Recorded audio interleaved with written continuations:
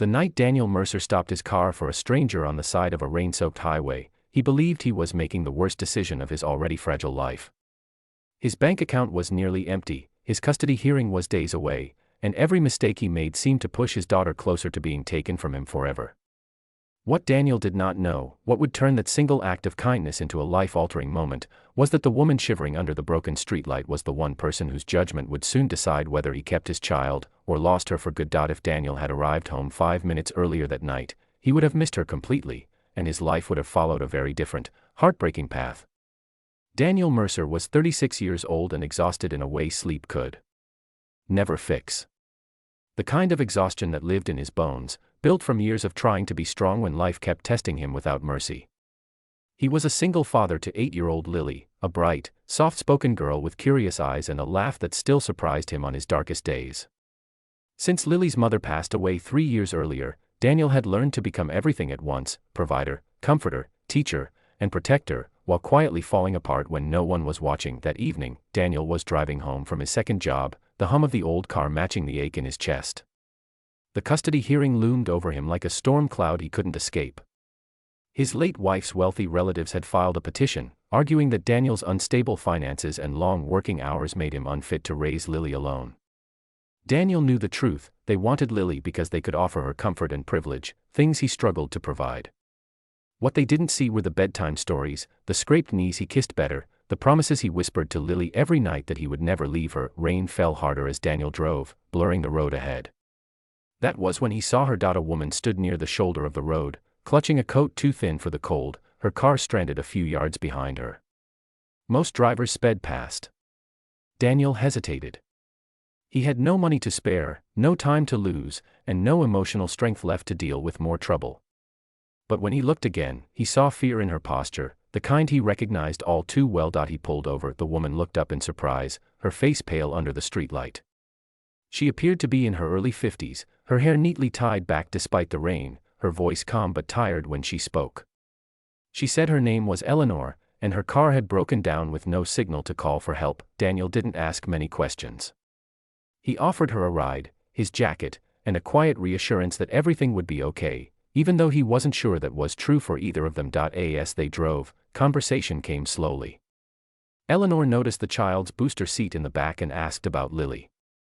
Daniel spoke softly about his daughter, his voice warming when he described her love for drawing and the way she believed the moon followed their car at night. Eleanor listened intently, not interrupting, not judging. When Daniel dropped her off at a modest hotel near the city, she thanked him sincerely. He waved it off, embarrassed, saying it was nothing. Before stepping out, Eleanor paused and looked at him with an expression that lingered, something thoughtful, almost heavy. "Your daughter is lucky to have you," she said. Daniel watched her disappear into the building, unaware that those words would echo back to him in a courtroom far sooner than he could imagine. When Daniel walked into the courtroom and saw Eleanor seated behind the judge's bench, his breath left his body, and so did his certainty about the future. Days later, Daniel stood in the courthouse hallway, his hands shaking as he adjusted his worn jacket. Lily sat beside him, holding his fingers tightly, her small thumb rubbing circles into his skin like she always did when she sensed his fear. Daniel had prepared himself for many things: harsh questions, judgmental looks, even losing, but he had not prepared himself for recognition. When the judge entered the room, Daniel's heart stopped. It was Eleanor. She looked different now, composed, authoritative, her presence commanding silence without effort. Judge Eleanor Whitmore. The woman he had rescued from the roadside was the one presiding over his custody case. Panic surged through him. He worried that his kindness might now be seen as manipulation, that the truth of that night would somehow work against him. But Eleanor's face revealed nothing. Her expression was neutral, professional, unreadable. The hearing was brutal. Daniel's finances were dissected. His long hours were questioned. The opposing attorney painted him as a man barely holding things together, relying on love where stability should be.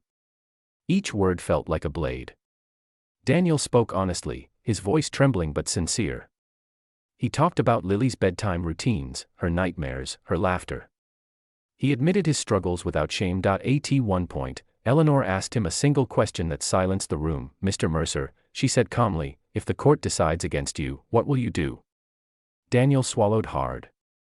He looked down at Lily, then back up. "I'll survive," he said quietly. "But my daughter won't understand why her father stopped fighting for her." And I will never stop fighting. The courtroom was still when the decision was announced. Time seemed to slow. Eleanor ruled in Daniel's favor. Full custody, her reasoning was clear and firm. Stability, she explained, was not measured solely by money, but by presence, sacrifice, and unwavering commitment. Lily belonged with the person who had proven, again and again, that her well-being came before everything else. Outside the courtroom, Eleanor approached Daniel privately. Her voice softened, the weight of the bench gone. That night, she said, I wasn't testing you.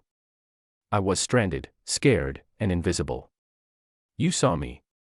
The same way you see your daughter. Daniel couldn't speak.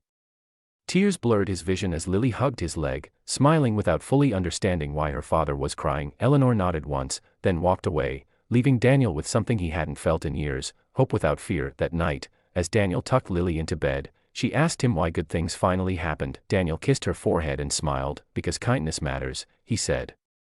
Even when you think no one is watching.